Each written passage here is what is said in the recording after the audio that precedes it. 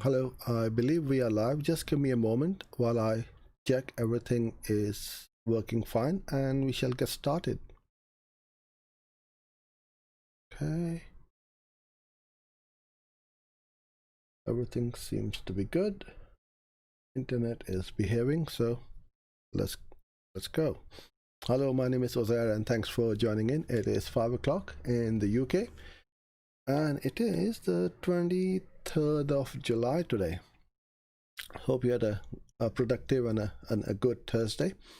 And if you are new over here or are returning for some more of Google Ads tutorials and training, then welcome back.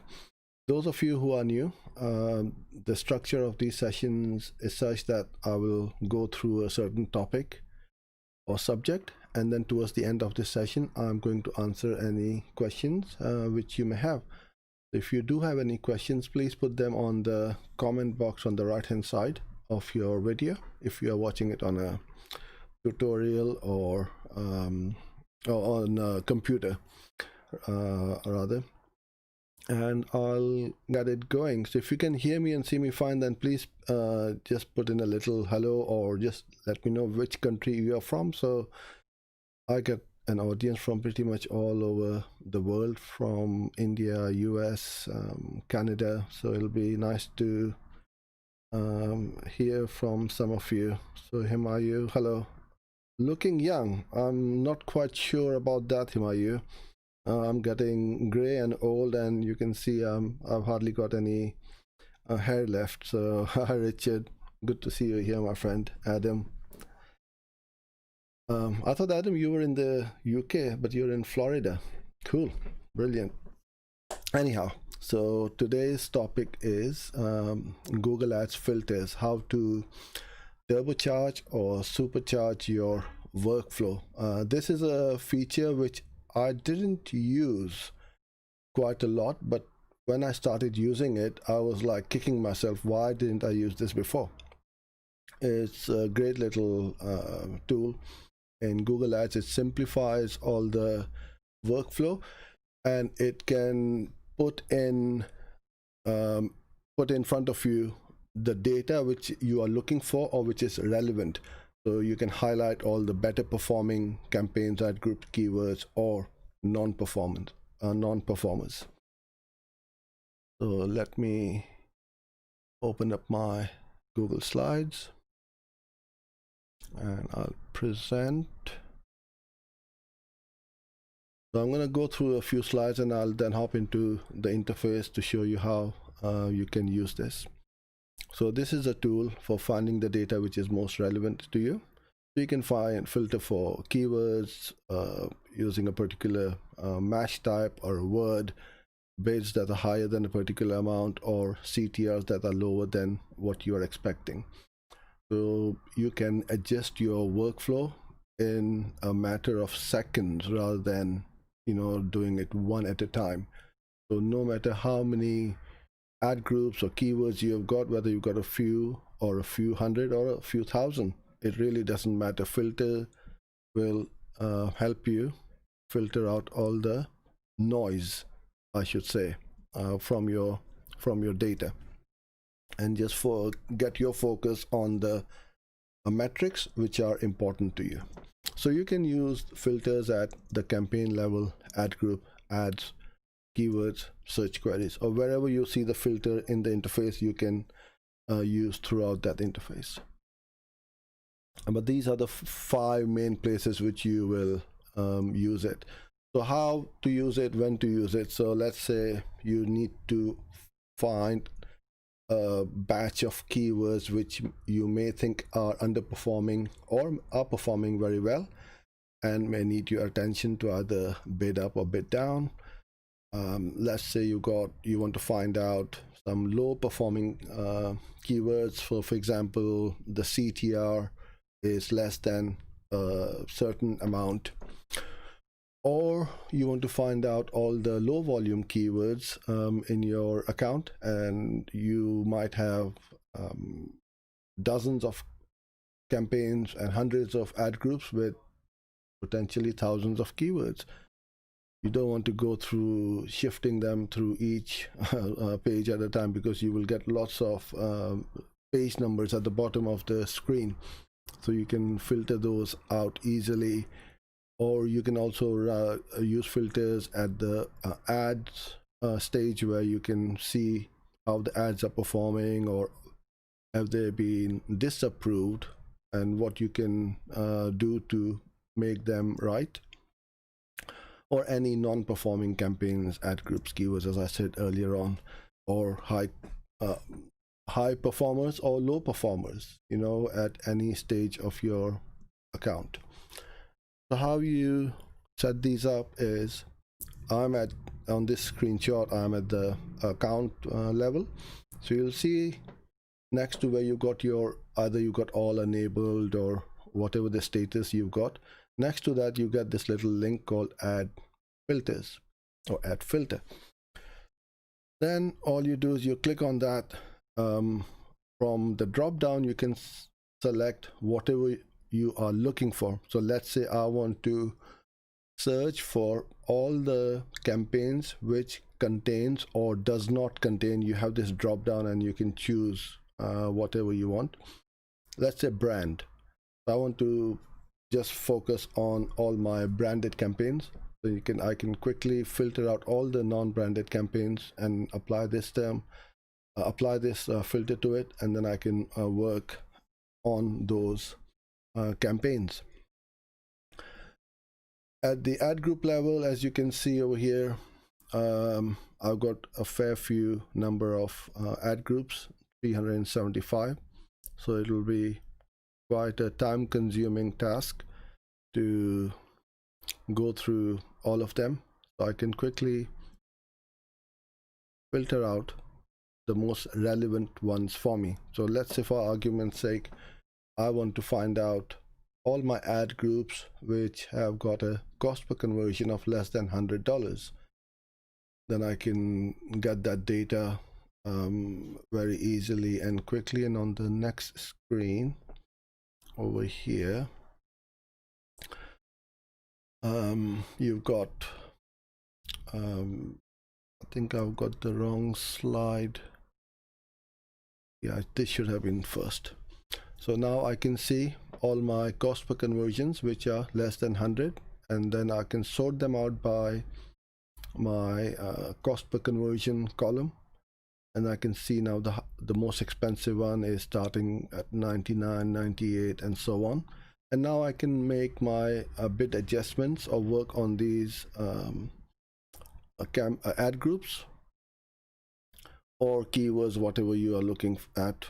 And I know that these are all my better performing ones because they are less than my target CPA, or whatever your target CPA is. You can put that number in, and then you can either look into these accounts and say, okay, these are performing very well, and I'm going to work on these or bid a bit more aggressively, so that I don't lose out on these better performing ad groups. Now, where is that other slide gone? I think I had in the wrong order. Yeah. Then to save time, you can also save them. You don't have to keep entering them over and over again. So as you can see, I've got some saved filters over here. So you can have saved filters. I mean, the combinations is literally it's only restricted by your imagination, because if whatever you can think of, you can pretty much make a filter for that. So this one, the way I name these filters is conversions are greater than 0 and cost per conversion greater than 300. So let's say I want to find out all my expensive ad groups or keywords or campaigns. I can save a filter like that. All of those will come up on my screen, and then I can work towards it. Then I want to know a bit less expensive ones, so I can have cost per conversion between 200 to 300 or cost per conversion between 100 to 300. So you can save these in, and all you do is when you go into your all filter, you select them, it will pop up straight away. So it will save a bit of time. So this is how you would keep adding them, and I'm going to show you in a bit when we go into the interface. So I've got conversions greater than 0, cost per conversion greater than 200 but less than 300. So that is my filter for my CPA between $200 and $300. So then I can pretty much save it. So I think we go into our interface now. So I'm gonna go on to the chat. If you want me to create a particular filter, then please put that in over here, and I'll say a quick hello to those who joined in later on. Hi Arun, and I've got a question from Gurgen. Okay, I'll come to that later on. And let me know if you are using filters as well, because this really is a time saver. It saves a ton of times. Okay. So now I'm gonna clear this off. So as this is a test account, there isn't any data in here, but at least you can see and learn how to set these up. So now I've clicked on my all filters. You've got all of these metrics which you can set something up under performance, and I'm at the campaign level right now. You've got clicks, so you want to find out campaigns which have got less than 10 clicks over a certain period of time. Then you know that there is something wrong, or the keywords aren't performing, the bids or the budget is not there. Then you can set these up quite easily.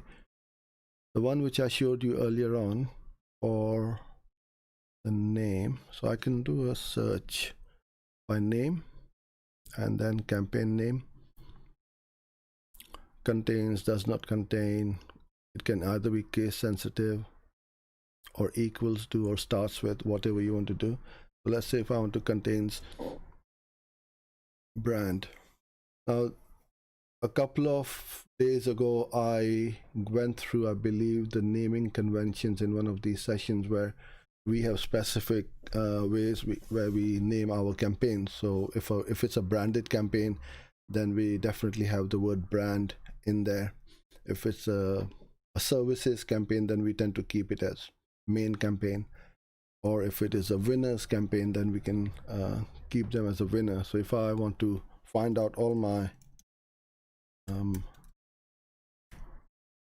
winning campaigns, I can sort them out just by typing that. And then when I apply,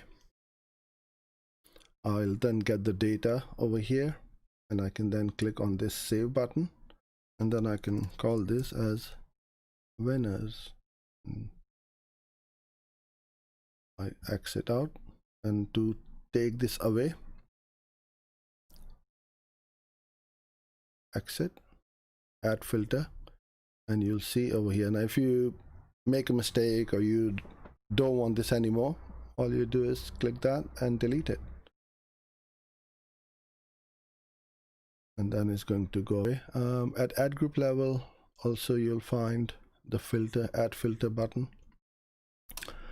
So let's say I want to go on the performance of, I want to find out, I've got 100 clicks and a CTR of more than 4%.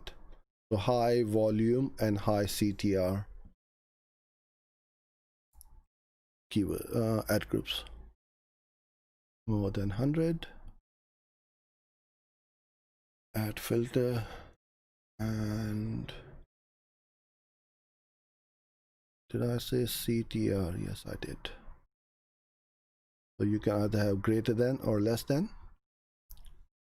4%. Apply. then you'll see all your ad groups in here. You save that as clicks greater than 100. You can have an ampersand or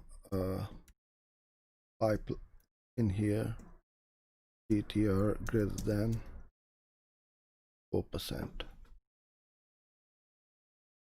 That's gonna save.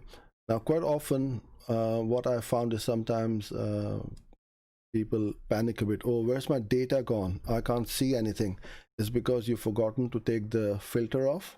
So make sure you take them off, because otherwise you will not see any ad groups in here if there aren't any ad groups with more than 100 or and greater than 4% CTR.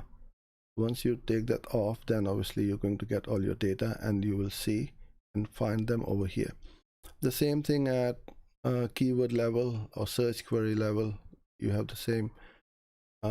So I've done this before. I want to find out very quickly keywords below first page bid.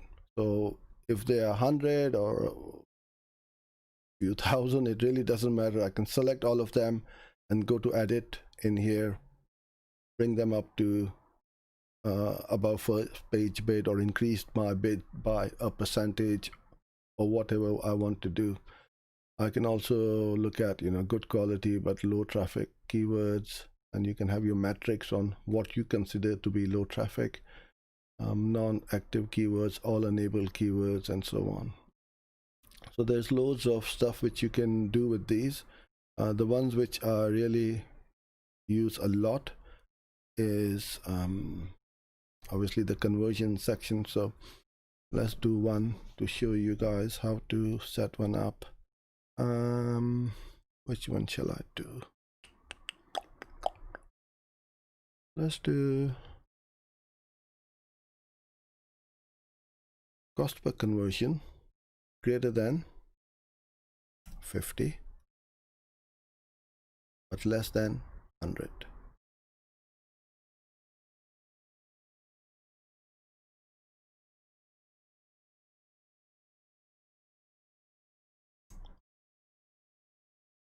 And there you go.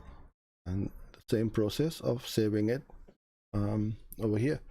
So this is how you would set all these filters. Once you start using them, I promise you won't be able to do your work without these, because you can really well, you should be using these on a daily basis to filter out all the stuff which is important to you.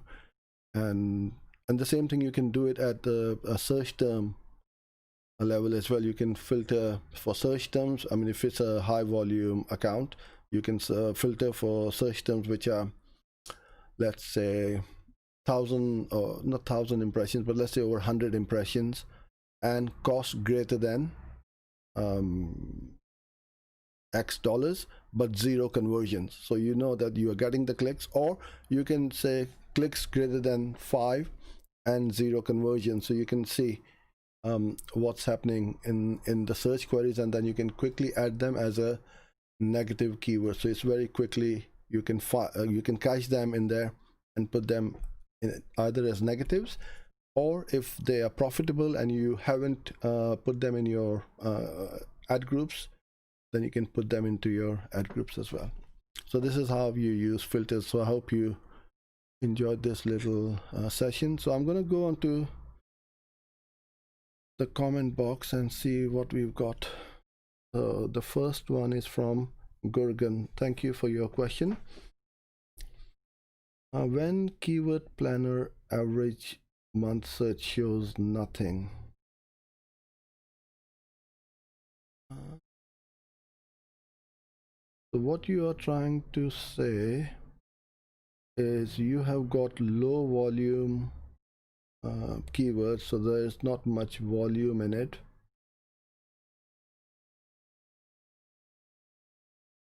Keyword planner average month search shows nothing. Okay, so you're not getting any searches for your keyword.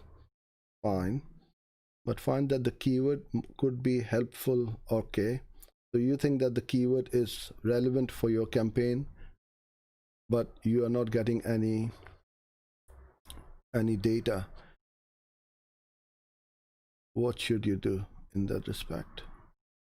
If you find that you got very low volume or zero volume, then I would say you can do two things. First of all, go in, set up that campaign, set up the keyword and bid aggressively and use all of the match types, phrase, broad, modified, and exact. If you don't get any joy, then you might have to go on broad match, and that's where you will need to keep a very close eye on your negatives and just keep putting them in so that you don't show your ads for irrelevant search terms. And when you start to see the search term report and you find other keywords which Google has run your ads for, you start to keep adding them in, and that's how I would do.